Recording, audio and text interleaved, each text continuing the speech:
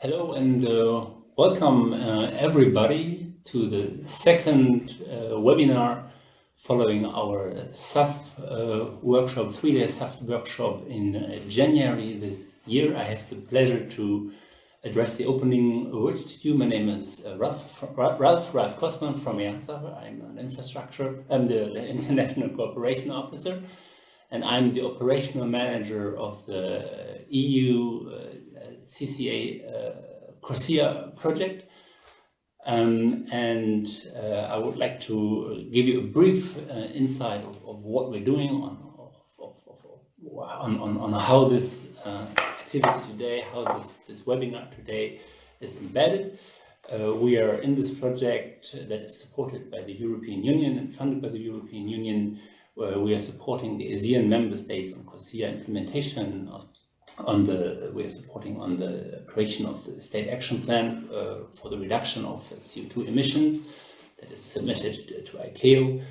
We are trying to help on the implementation on electronic data management systems and on climate change policies, which are in principle also our 4 main areas of actions. The team is not only me, it's a team. It consists of Santi, he's also connected, he's at the moment in Bangkok. It is Rebecca, who's next door and recording the session today. And as said before, of myself as the operational manager. What you should see on the bottom right corner of your screen is the possibility to ask questions, to chat. Monica is looking at it. I'm looking at it, and after Gernot, who's sitting right next to me, finished his presentation, we are trying to revert to all the questions that you might have. So feel free to shoot any question that you have at heart to us, and we're trying to revert back to all of these things. Afterwards, we also have presented a short Slido questionnaire, which you can also access through your browser, or also through the QR code that you see here right now being presented. The passcode is Zulu Sierra Foxtrot 3 X-ray Tango. Zulu Sierra Foxtrot 3 X-ray Tango, or you just take a picture of the QR code that you see right here. So I was trying to keep the introduction as brief as possible, and I am happy to revert very, very quickly to our guest speaker today, and it is Gernot Kessler, a good colleague of us, and he's trying to give you an insight or a feeling of the current state of play, as we also try to make this possible through these webinars on what is happening here in the EU in terms of making it for the end user possible to see, let me put it in simple words, what is the greenest or most sustainable option to choose also when buying a ticket. Yeah? So a lot of it is in the making. Many of it is not finally decided, if I understood, but Gernot is trying to give you an insight or a feeling of what is going on here in Europe in this field. You see Gernot right next to me. Gernot, thank you so much for immediately jumping on the subject. You immediately said, not a problem. I'm happy to engage with you, to support you. This is what the project lives from support, from cooperation, from collaboration. We had in the SAF webinar in January, we had I think about 15 speakers also from the industry. We have started last week with colleagues from the European Commission. Today is you. In 2 weeks' time, another colleague from EASA, and then we are reaching out to the industry. We have already got positive signs from some well-known airlines in the region, very close to Singapore or from Singapore, and also from other players. So we are going to let you know as soon as possible when we have their commitment to support us on airlines experiences and other subjects we have already told you about. Just briefly on Gernot, we know each other for quite a long time. What I didn't know that I call you here an aviation enthusiast, but in fact you are an aviation animal almost. You are living aviation through your entire career. You have been you don't only know how to push the throttle, you also have learned how to design these things. And you have a master in aeronautical engineering. You're a pilot.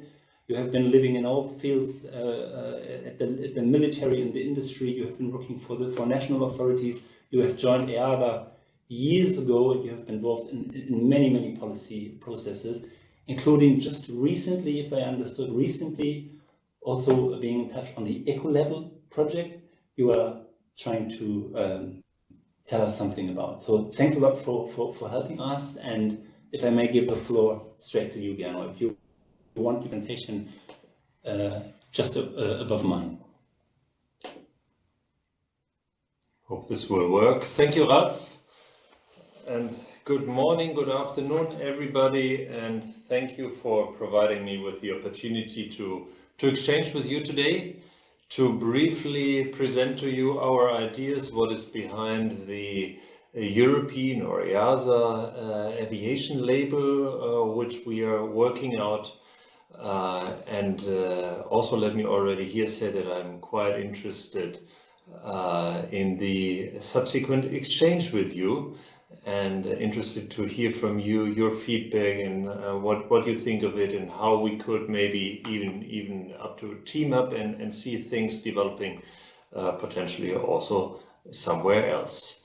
So again, thank you for this interesting session. Thank you for the offer to contribute to it, and let's give it a go.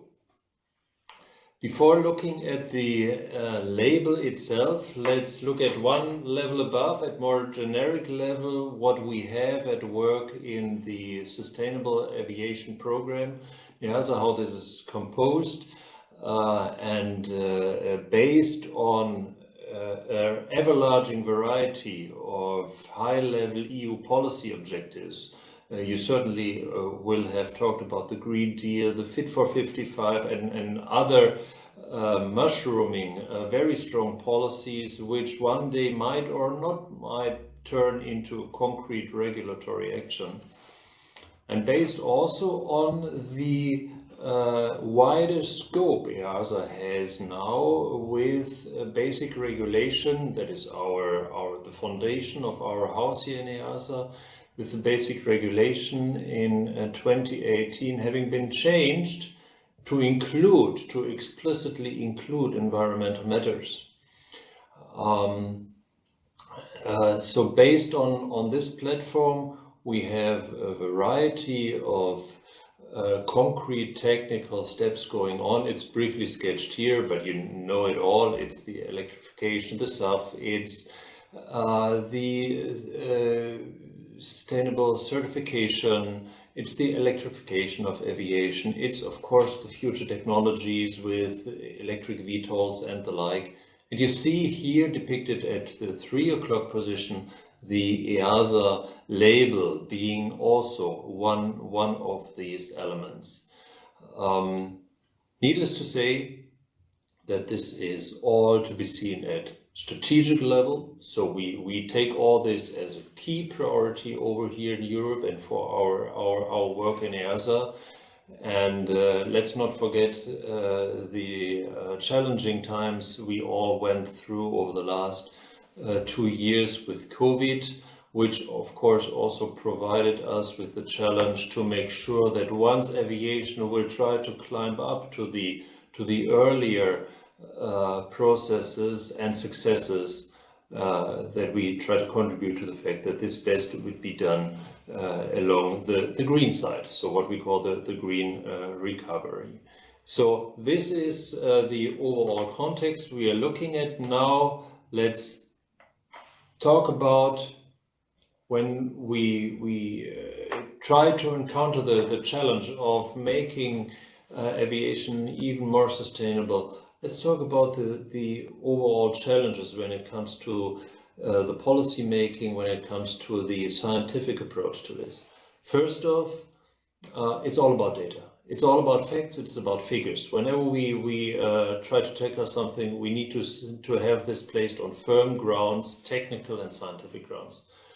And while it's amazing how many different actors we have here, all providing facts and figures, it's even more amazing that to see that these do not at all converge. So we have a huge variation between the findings elaborated by different actors. They don't converge. So we don't know where we are really at. We know we have a considerable effect of aviation to the climate change and so forth.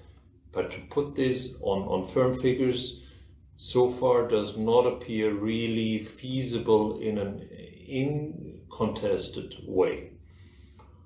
Second, we know policy initiatives which are certainly all justified, but sometimes difficult also to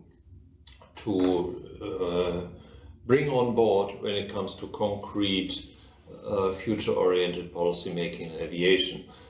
The Fridays for Future, that rings a bell to me. Is this a global initiative by now, or is it rather European-based? Is it global with Greta Thunberg? I think Fridays for Future triggered rang the bell all over the world. That's what I think. Yeah. So maybe still with a focus on Europe, but indeed reach out globally. Also, she met Donald Trump, by the way. Yeah, so right. Yeah. So certainly this person herself, certainly the Fridays for Future. Well, yeah. Let's take it as fully global. With certainly what we can say here could be called lack of trust or lack of support, or the aviation bashing, the group of people, and they all have all rights to do so, thinking about a future world even completely without aviation. All this we need to consider. We don't know where we are really with all this, so it's a lack of awareness. Is the wide public at large aware of what is going on in aviation, what the aviation contribution is, what the aviation action is in order to do even better in the future? And also we have a proliferation of what we sometimes call the greenwashing on the other hand. So that's many saying, well, this is exactly what we are doing, this is what we do best, we are the greenest here. And in this overall, let's say, quite challenging field of tension, we have to maneuver, but we see ourselves also motivated to bring in a valid quantification in a verified, sound way, which equally also is transparent and which will be waterproof and watertight when tested. So looking again back to the left corner of that slide and seeing the variation of the figures, this is where we set out to say we would like to come up with a figure which is beyond doubt. That's one of the key challenges. When I joined this program, I must say one lesson I learned, in a very intriguing lesson, is that the demand by the public and the expectation by the public, I'm not talking about the politicians, I'm not talking about the regulator, but the flying public, or also the non-flying public, is much stronger than I had perceived before. I present you here with results of a survey. Right? On that point, this is, I think, very important also for us or for you, because here this is also an opportunity for us to be in contact with you, to ask you what your perception is. That was Gernot's perception. I think that's very linked, very closely linked to, let's say, Europe, definitely, for sure. Maybe also the US. Asia would be interesting for us as well. So there are 2-3 questions we would like to address to you later after Gernot's presentation, just for you to give us your subjective, spontaneous impression on what the attitude towards, the appetite towards this subject is in your country. Sorry for interrupting. No, but indeed, thanks for this. And again, we are very keen to hear this back from you, what your idea spontaneously voiced here could be. So I was surprised to see that passengers are very interested. Based on a survey we have done here in 2019, which is fairly small scale, therefore we would like to blow it up soon again and reach out to people again. We also know that since then many things, of course, might have happened. Now I could guess that The trend, however, will not lead to a decrease, but rather even to increased figures here.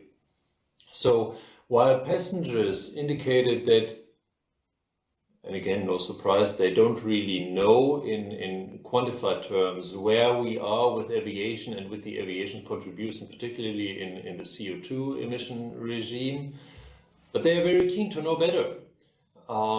So they are interested in knowing what is the performance, to be given environmental information on the performance of the aircraft and the airline flying in the neighborhood, or the very airline, the very flight they're using.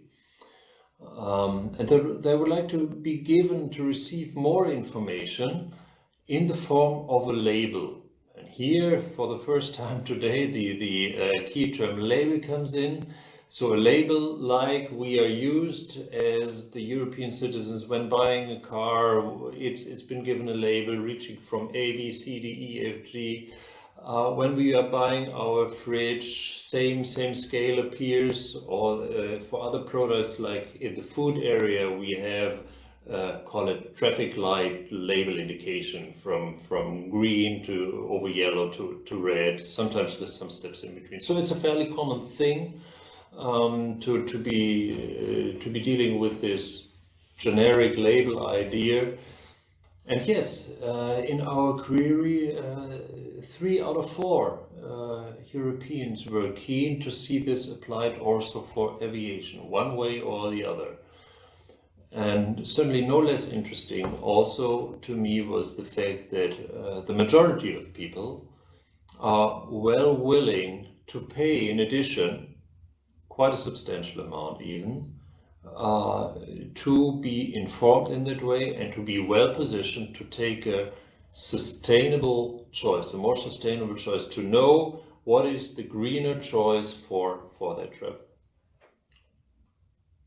So based on this motivation, on this demand, or call it expectation by the public, the policy making stepped in. And we are, by our institutions, by the European institutions in Brussels, by the Parliament and by the European Commission, we are given a mandate to work out the aviation environmental label. It's called a flagship program, embedded in one place, one prominent place in the strategy I was referring to earlier. The objective is not only to have a label, for the sake of having a label, but of course with the implied effect that via the label the aviation's environmental footprint could be reduced, so that the environmental performance could be improved by, one, directly the passenger choosing, which of course then comes immediately with another implied effect, and that is the marketing effect for the affected industry to position themselves to appear favorable under this regime. So while the label certainly will not come with any proposal to, well, let's for example mention a very big step already, that is to have a most modern, best performing fleet.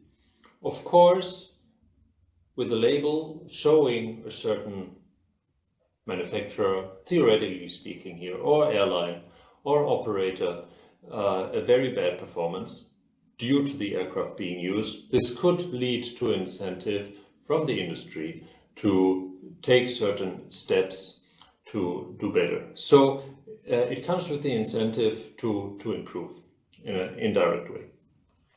The principles we need to have this label basing on. One is simplicity, meaning we're not keeping this under closed wraps for the aviation professionals, for us aviation nerds alone. No, it's for the wide public. We can't expect them to be an expert in sustainability, to be familiar with all the criteria at work, CO2, with I don't know what. It needs to come with a clear message which is understandable for the standard European citizen. Equally, it needs to be fully transparent. Needs to be transparent in order to be given the support and the buy-in by the affected industry. We cannot work out this alone. We cannot work this against the industry, the operators, the manufacturers, the airlines, even the airports, and you name it. But whatever we are doing here, we are doing it very closely together with the industry, based on their cooperation, based on their advice, and based on their support already at this stage. Therefore also, this label is and let me underline it here for that sake, is a voluntary measure. Nobody is forced to contribute to it. However, and again, this was a surprise for me, being a newbie in this program, I was surprised by the sheer majority of stakeholders jumping on board and knocking on our door and wishing to contribute. So it's not that we would need to force them, let alone by a regulatory approach at this stage, but they are with us, they are keen and even pushy to see the next steps. With the next principle I called here holism, we are entering into the difficulties, as this is nothing but hugely complex. To work out, to say we would like to have a label, that's easy to agree on, but then how to do it exactly, and how to define a methodology, to decide on criteria, to decide on metrics and quantification. We all agree to be sure that this would lead to a valid, fair picture. Objective and measurable, right? What to measure, what factors do we have to consider, what factors should we leave out, yes, to make sure that one flight in the fairest way will be compared with the other. This is where the crux lies, and this is where a lot of efforts are to be spent. Some areas are fairly easy to agree on and to go forward, but there are still very difficult areas, very key questions. You might have come across the idea to either focus on what we call just the tailpipe emissions, so that is only the direct effect of burning carbon fuels with CO2 effects, or should we even look at up to a full life cycle analysis, for instance, of an aircraft, like what materials are needed to build the aircraft, what efforts are even spent when recycling it at the end of its lifetime.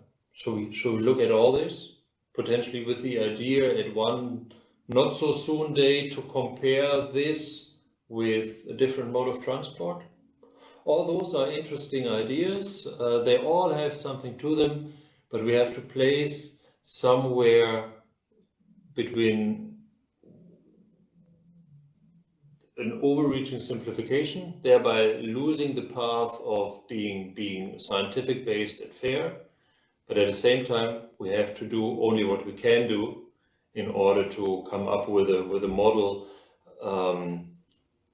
rather sooner, instead of waiting for too long for super hyper sophisticated elements, which waiting for them would mean for us to wait too long. So we have to place in the middle, come up with something fair but doable, instead of waiting for the day of perfection, which will never arrive. So those are the discussions we are having without getting into detail. Now you can maybe imagine, I hope I managed to convey this. This is a very complex, certainly very sensitive, and also politically quite a different thing to do. So without reinventing the wheel, without creating new standards, we would like to base on global standards, which are already well-known practices, best ICAO based, and to build on those with the development of a label.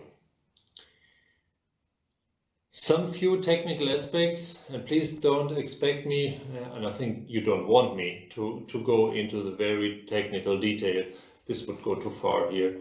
But what are we doing? We consider several components. One immediate component, because it directly reaches out to the flying public, would be the flight label. So the label telling me as a passenger and maybe giving me the opportunity to compare flight options. Is this flight to be taken tomorrow better in the sense of greener and more sustainable than the other flight? That's the very label we are trying to work out with priority. Now, to do this completely and to consider a flight, you cannot disrespect the aircraft involved in that, obviously. So the next logical step, or a parallel step, would be to look at the very product used. The aircraft, its certification data. You know that the aircraft are, and their engines, the engines are certified also for their environmental performance, and will be certified soon. There's a global standard out there, ICAO, expecting everybody to certify until 2028.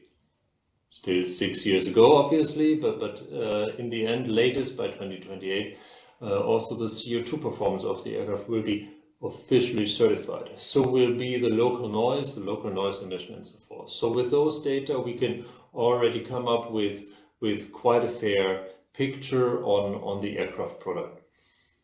But then, of course, there's also more. Can we look at the overall performance of an airline? Can we compare airlines with their environmental performance? Certainly, to a certain degree. There are obvious factors at work, like age of the fleet and their certification levels of the aircraft used, certain procedures of the airline. One key term here, which is very interesting to look at, is the positioning flights. Empty flights when it comes to payload and pax per CO2 per pax per kilometer. That's obviously not a very prosperous thing to do. But this is where it already gets difficult. Can we compare a huge network carrier with a smaller hub-to-spoke operator only? So those are very interesting questions, and again, the level is in the detail. Also worth spending a look might be to look at the airline's performance, but not in the overall sense, but rather locally at an airport. So the picture of an airport and the operators there, who is doing better than the others? That's an interesting dimension as well. And maybe also the environmental performance of an air navigation service provider can be interesting. However, this is very far away. That's all tentative, and how far we will approach this is yet to be seen. I don't have to underline that all this is very closely interlinked. It's very difficult to look at one factor alone because it will have immediately implications to the others mentioned. I already referred to the fact that therefore we develop all this in very close coordination with the industry, in perfect transparency, and we need their support. We also need their data to come up with a picture better than based on simply estimates, but we would like to have it based to the point possible on actual data, on proven data, which also makes it quite huge in the sense of data volume. And over the last days, we spent a lot of time working out one issue, certain machine we have developed to digest the vast amount of data. We realized the machine gave up because it was simply getting too huge, and we now need to redesign the machine and put it on firmer grounds in order to have them digesting the millions of data sets we have there. Being a regulator, of course, we also have to talk about regulatory aspects. As mentioned, that is not at the forefront, at the leading edge of all this, but it will be done. It will be done, we believe, at a proper time. It's not for now, and again, it's not in order to overcome some opposition, because there isn't any. So one day, maybe in some years' time, when we might have a regulatory approach mandating the already then developed and working tool, we might collect a couple of outliers who had not joined the club before, but the intent will never be to via a hard regulation, a hard requirement to overcome the opposition. So the proper time to do this would be simply to via a regulation to ensure the continuation of a strong momentum. It will have to base on very robust scientific knowledge, on agreed knowledge. In some areas we are not there yet because our scientists, they don't agree. And there are different views, and based on those different scientific views, it will be very difficult, of course, to approach a regulatory measure. And again, all this will be built on the support, on the understanding and the active contribution by the aviation stakeholders as well as the public. What will be the next steps and what is the timing? And here, this is where Gernot will be very fuzzy and evasive because I simply can't tell you. We have a clear obligation and the ambition to get something out soon. And here again, in order to ensure the momentum, the expectation is that people want us to have it out, so we will have it out. When exactly, how exactly, however, we sitting here today, I can't tell you, we don't know yet. I mentioned already the flight label together with an aircraft label, or soon after the aircraft label should be released first, with the idea of having a good enough product out, a minimum viable product, which then in parallel to its operation and its use will be improved and complemented and will be ever more sophisticated. One key term here I shall address at this stage is the question of a full life cycle analysis. A very trendy thing those days to do. We realize, however, I just referred to the example of the aircraft from cradle to grave. It's a very difficult thing to do. So when and how far we can bring this into the picture remains to be seen. So with this, I would like to leave my monologue now. It's been long enough. I thank you for the attention paid, and now I will be very keen to receive your views and to exchange with you directly. Gernot, thank you very much. There was, for me, I must say, a lot of food for thought. Many things I haven't been thinking of so far. I knew about the eco-label, but many things. I didn't want to interrupt you too fast. Sorry for making it then a monologue for you. However, I see that you have been taking the mandate, or the team has been taking the mandate extremely serious, given, and it's highly complex. And I know also from what you explained to me before, there's a big team working behind the scene, and how this is going to be implemented. The answer is still a kind of a question mark to what I understand. Maybe it's a gradual process, I could imagine, but as you said, once the criteria are defined and agreed upon, I think then such a thing can be launched. I have seen a few questions here, Arno, if I may just try to share them with you. One is, even more came in the meantime. I've lost the one question. So let me just read as it was addressed here. What eco-label type is being targeted, and who are the best organizations to validate or verify this? That goes quite into detail already. I guess the colleague here is asking from the CORSIA experiences, where we have validators involved to confirm the emissions of airlines being submitted. Is that something you can refer to already? So what eco-label type is being targeted? What kind of type of label is it?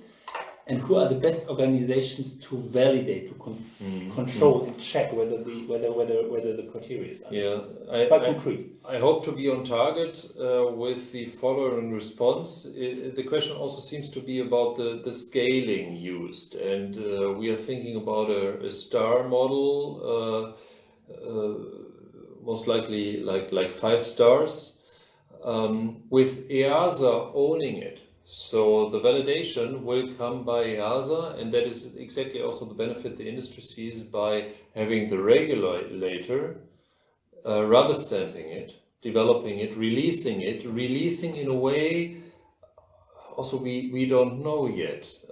We want to reach out to the flying passenger. Now, I think only very few of the flying passengers in Europe would consult an EASA website before in order to check the label for their flight. But they go via booking engines, they go via Google, they go via Expedia, Booking.com and the like. Or a travel agency. Travel agencies. So with EASA still creating the label, owning the label, releasing the label, we still don't know how exactly the release could work in the best way in order to reach the passenger. So I hope with this to have answered. I guess you have an idea, but it's not decided yet, right? This is my impression. It's not only that only the final decision would be lacking. There are obvious ideas, but any of this is concrete or worked out. So it's sadly much more than the final decision still lacking. Gernot, another very specific question to me: should airlines voluntary offsetting, or the voluntary offsetting from airlines, should this be taken into consideration? I can well imagine this will be a factor. Okay, and then one that I had to laugh a bit because it sounds funny, but in the end it's very there are no stupid questions at all, because it is in principle it's a yes or no answer. I think. Okay, is the concept similar to restaurant hygiene rating? I think from this, I think the colleague had this image of this colored scheme from red to green. In this sense, yes. In terms of complexity, I think it's a clear no. 3 times underlined. Yes, and not knowing this label, I better refrain from answering. But I think I refer to other label examples we are using here. So yeah, maybe indeed the general idea behind is the same. Yes. Yeah, in particular for the end, in terms of simplicity for the end user to have a very catchy, very easy to understand logo item label. Yeah, I think that is clearly but the process behind. But what is the same again? And we can see it beautifully at this example. So immediately it tells the guest, I want to go to this place, or this place I don't want to go to. But it also evidently invites the operator to make sure that he's doing reasonably well in that regard. Indeed. So it comes with the incentive, hey, you better clean up your place. Indeed. Thanks again. What I would like to try now, as I'm saying trying, because I need Rebecca, I need your support briefly. Can you see the poll that I have opened here on my screen? Because I wanted to address a couple of questions to the colleagues and the audience. Should I? No, it's not for you, it's for Rebecca. You're muted, Rebecca. If you could just share your voice with us. Yes. Hello. Hello, everybody. I see still the question and answers on our screen, but you would need to go to the presenters modus. Yes, now we have. Then you see the first question, right? The question would be, how would you personally rate your interest, appetite on this subject, on this environmental labeling subject in commercial aviation? Okay, I get the first answer. Great, thank you very much. Just let's give it 10-20 seconds or so, just for everybody to give us a spontaneous impression. So I hope you can all access it. It should be on the bottom right corner of your screen. And if you can't access it, I have also put the website in the chat. So it's slido.com, and then you have to insert hashtag ecolabel, and then the passcode which I'm putting there. So you can easily find all information in the chat. Okay, thanks. Good. Some answers are coming in here. So I have there's a clear interest, personal interest on the subject. What I must admit, I cannot see how many. Oh, we have 13 votes. So 13 colleagues already answered. That's great. Thank you very much. I see you can access it. So maybe we can reach 20 or so. Give it another 10 seconds and see whether we get more representative. But I think that already gives a clear indication. So it's almost 60% of the colleagues say that's a very interesting subject, and it's clearly also for me personally that is a strong economic dynamic throughout any business domain. Not only aviation, environmental subjects are clearly a marketing argument as well. It's a strong economic effect, what I understand, for the end user. Yes. Even higher, a higher price, but they're willing and able and hopefully capable to pay for it. Yeah? So green aviation is Because very, we very all know, for the future in aviation, to have a future in aviation, you must do green. There is simply no other way. Yeah. The next question I can already address, I can tell you now, is if you put yourself into the shoes of your organization, what do you think the answer would be if your organization would respond to that question? So I'm closing it. We are up to 18 votes. Thank you very much. So this was personally you, and now for your individual expression. That's very, very interesting for us. So we're still almost at 60%, Gernot. So thank you very much. 19 votes, almost 20. Great. Let's see if just as many respond to the next question. So how would you rate the interest of your organization, the organization you are working with, you're engaged with? So same question. It has to be, I think no one is going to be sued for that answer, for that question. It's just your subjective feeling, so just to scale up the level of perception, individual, the organization. And the third question I would like to advance this. The third question is, if you think of your country, of your society, of the people, we don't know, we are not as familiar as you are. If you think, what is the level, the attitude in your country from the majority of the inhabitants, what is the appetite, the interest on that subject there? So we have already 11 votes, and you can see that it's a bit lesser. Still very high, maybe a bit reduced compared to the first one. Yeah, it's difficult. I know. So 12 colleagues voted already. It's difficult, but it's just, as I said, it's just a subjective orientation that we are really happy to receive from you. Yeah. So it's a bit less. But is that similar to here in Europe? Yeah, as said initially, we would like to base on a new survey to be given the lessons learned and the reaction over the last 2-3 years, also after all what happened. Let me quickly close this one because I have to be mindful for the time. So we have 15 votes. Thank you very much. And the same question in one level higher, so from your society. Sorry for interrupting. Yeah, I could well imagine this corresponds to the urge at European level. So we were looking at a level of like 4 or 5, 4 out of 5. Yeah. So and now it goes a bit down. Yeah. Let's see. We're this is a statistics of very little numbers for now. Yeah. Let's see. Yeah, but it goes up to almost 0, right?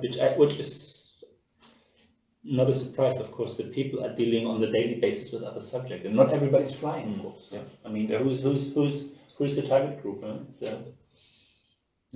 interesting. So 14 answers. Excellent. Thank you so much. That's very helpful for us, and that's also the essence of this format here. This is not, we try not to make it just in a single direction, retelling new things. So it is also for us a very, very important and interesting opportunity to get feedback from you. Thank you so much. 16 answers, and you can tell it is still significant, right? More than, I would say, 70%. From interested. It is definitely relevant. So very good to know. Thank you very much. So let's we're almost through. It's not too many questions. We try to make these answers as quickly to answer as possible. And this is again your own perception. There are 5 reasons for buying a ticket in a plane. If you would look at the answers, what is most relevant? Is it the price of the ticket? Is it the environmental performance? The flexibility? How much flexibility does the ticket give you? Is it the experiences that you have from the luggage policy, onboarding services, other amenities, a nice coffee, water, whatever it might be, or the environmental performance? So how would you rate? What would be the most important part, and what is the least important part from your perspective?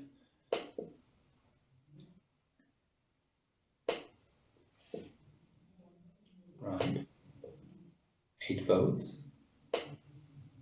Yeah, the price.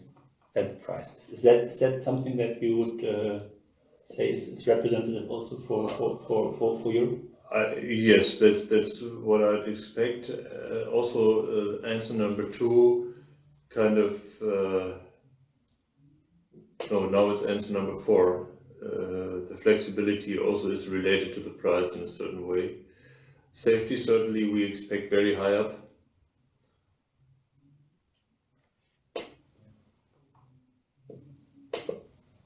We have received 17 votes. That was a good reference. So we are getting high. We are getting higher in answers, in the number of answers. Thank you very much. Let's go for the next one. There are two more to come, and then you're released. So, are you aware of any similar initiative of what you have been hearing from Gernot today? Are you aware of anything like that in your region, in other regions, when you were traveling? 7, 8 answers. The answer is yes. Okay, that's interesting. Maybe because we come. The last question is maybe we give you 1 or 2 minutes. It will be more free text entry. Would be nice to the colleagues who say yes. From where you are having this, from where you have heard about this. Yeah. Just the location or the reference or what they are referring to. So we have a couple of yeses. Yeah, and of course it would be interesting for us to know what you are referring to with this yes. Yeah, simple question, simple answer. So we have 19 replies. Thank you so much. And for the ones who have heard of other initiatives, please, in the next question, this is an open text question. If you're aware of similar environmental labeling, could you briefly explain what this is about? So this is more or less referring to the colleagues. I think it was 30%. It must be 5 or 6 colleagues who said, yeah, I have heard of something similar. If you could just share from where you have heard about it or where you have experienced this dynamics.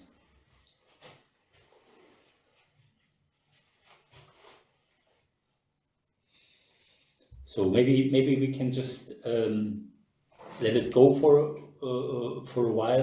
I'm not closing this. But Ralph, just one remark, Ralph. I was just about to ask you, Rebecca. Please, thank you. We have received additional questions. Great. One is this initiative in line or similar to those that may be rolled out in other parts of the world? This is one of the questions. And another one is with regards to its mechanism, how soon roughly can airline have more details? Okay. Yeah.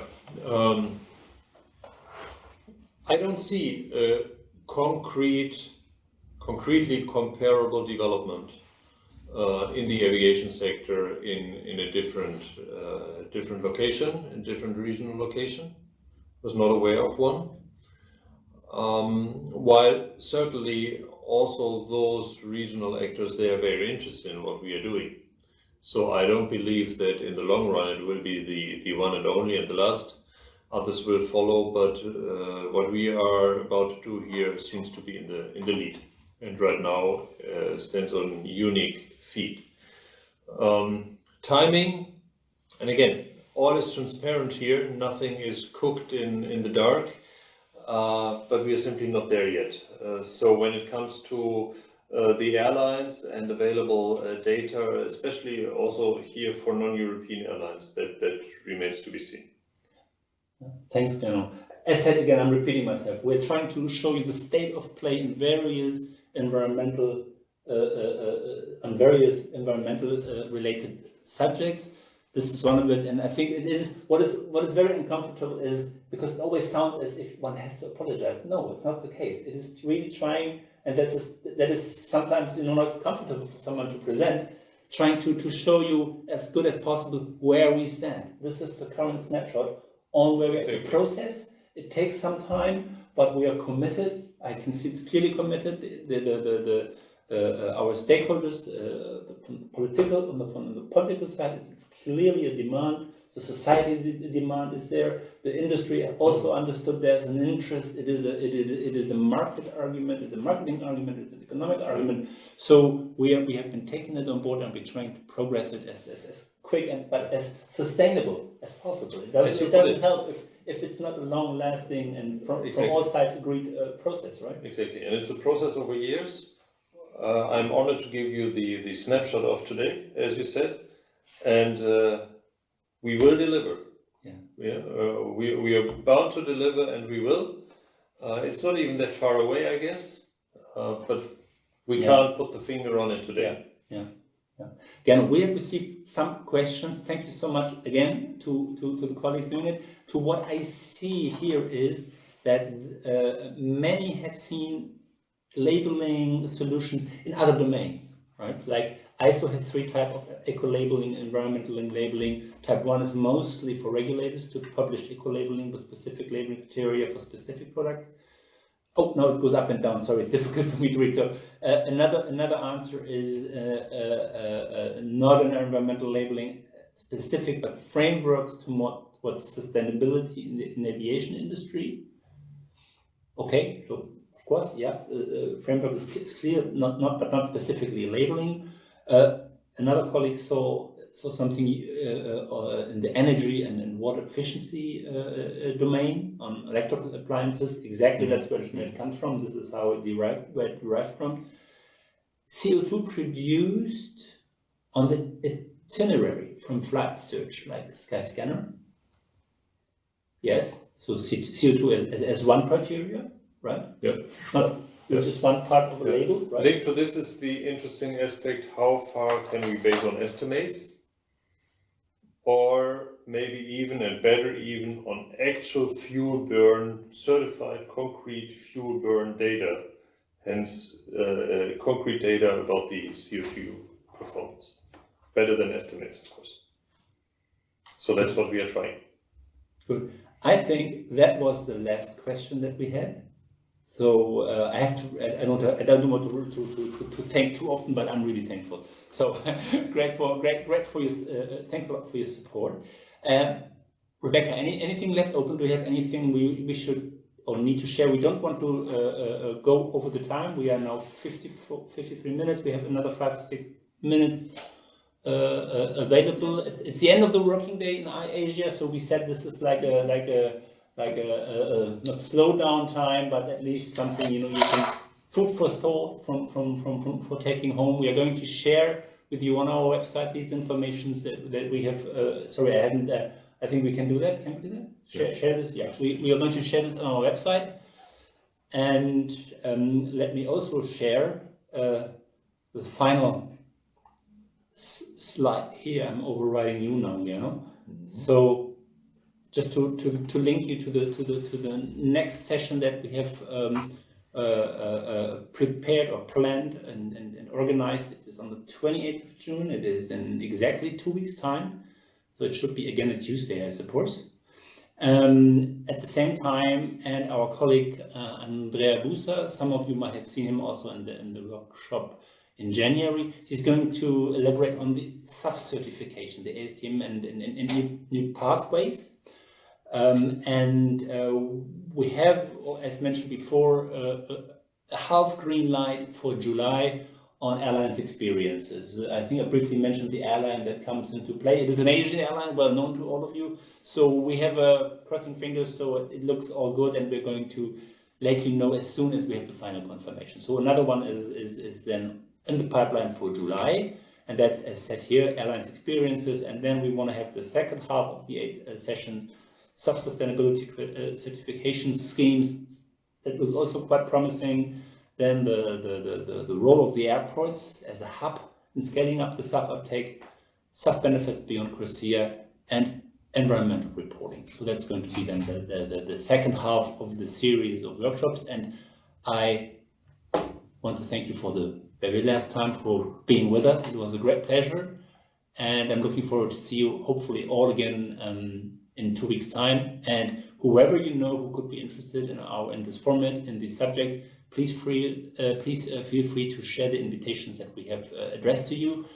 We're happy to see more colleagues in the region. So Gernot, also a big thanks to you. Thanks to you. Over to you. Thanks everybody. It's been a pleasure. Goodbye. Bye bye. Goodbye. Bye bye.